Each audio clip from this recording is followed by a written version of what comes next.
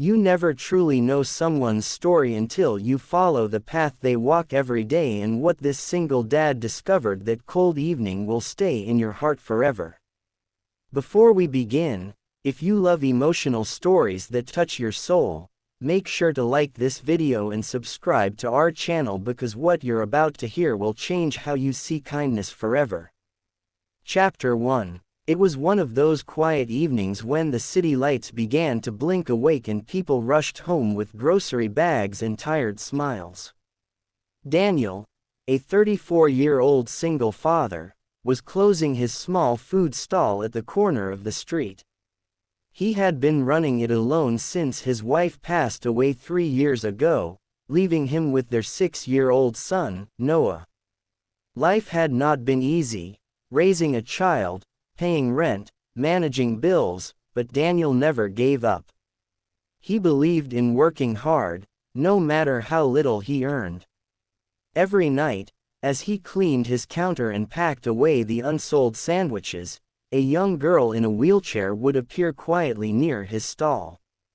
Her face was pale, her clothes worn, her hands trembling as if the cold went straight through her bones. She couldn't have been more than 18. She never begged for money, never demanded anything. She only asked softly, "Sir, do you have any leftovers?" Her voice was gentle, polite, almost apologetic. Daniel would always give her whatever was left. Half a sandwich, a cup of soup, sometimes a piece of bread, and she would smile as if he had handed her the world. He never asked where she came from or why she was alone. But something about her eyes, those tired, deep brown eyes, haunted him every night. They were full of pain, but also gratitude.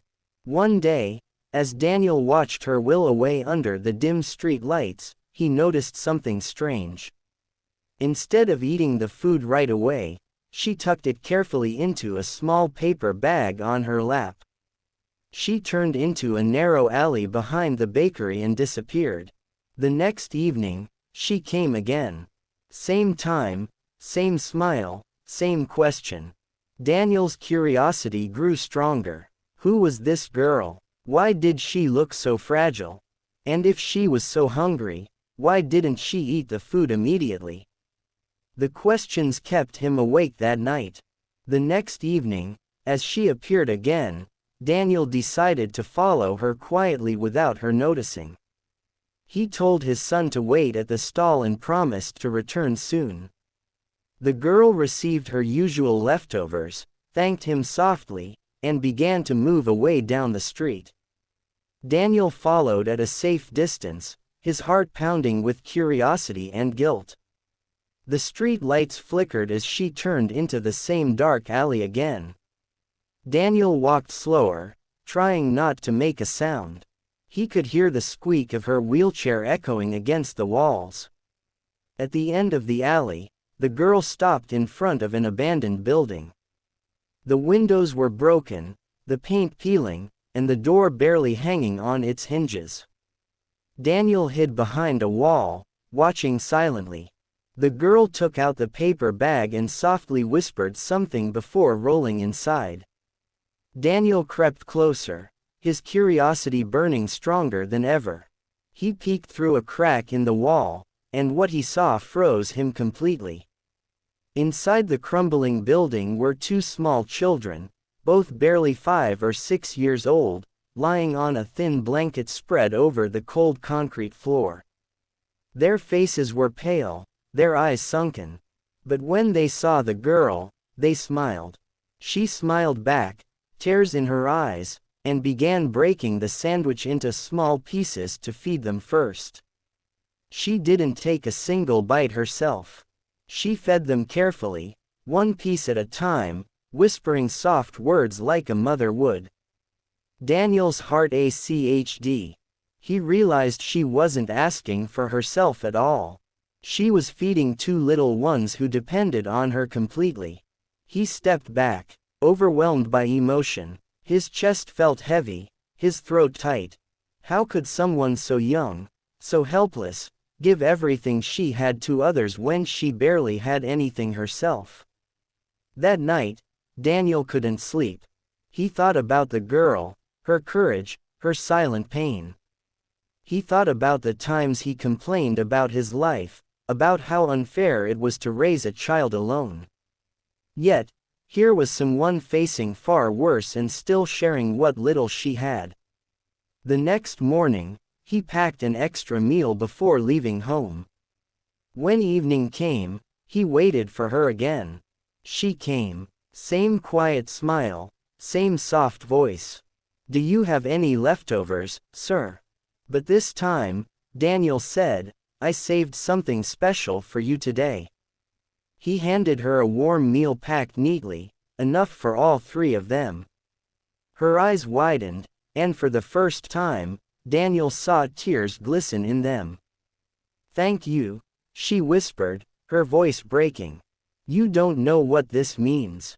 He smiled and said, "You don't know what you mean. You've taught me something tonight." She didn't ask what he meant, but she smiled again before leaving, clutching the bag tightly as if it was the most precious thing in the world. Daniel watched her disappear into the darkness, feeling something shift inside him, a mix of pain, admiration, and purpose. He knew then that life wasn't about how much we had, but how much we gave, even when we had little. That night, as he tucked Noah into bed, Daniel whispered to himself, "Tomorrow, I'll follow her again." But not to spy, to help. He didn't know it yet, but what he would see the next night would change his life forever. The next evening, Daniel packed not just food, but also blankets, medicine, and a small toy for the children. As the sky dimmed and the streets emptied, he waited for the girl. She arrived just like always, quiet, humble, smiling through her pain. Daniel approached her gently this time. "I know where you go every night," he said softly. She froze, fear flashing in her eyes. "Please don't take them away," she whispered. Daniel shook his head. "No, I'm here to help." Her eyes filled with tears, and for a moment, she couldn't speak. Finally, she led him to the old building. Inside, the two little ones were sleeping close together under a thin cloth. "There, my brother and sister," she said quietly. "After our parents died, I had nowhere to go. I can't walk since the accident, so I beg for food, but I always make sure they eat first." Her voice cracked with emotion.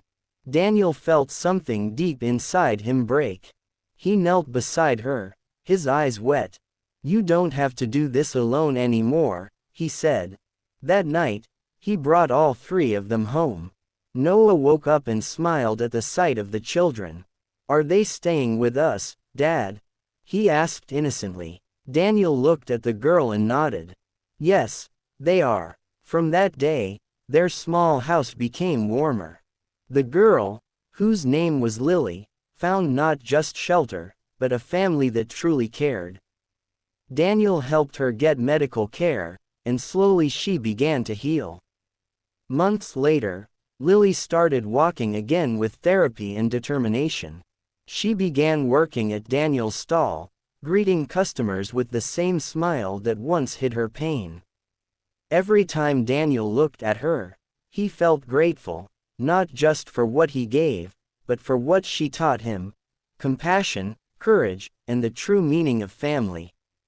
If this story touched your heart, don't forget to like this video and subscribe to our channel for more stories that remind us kindness can change lives in ways we never imagined.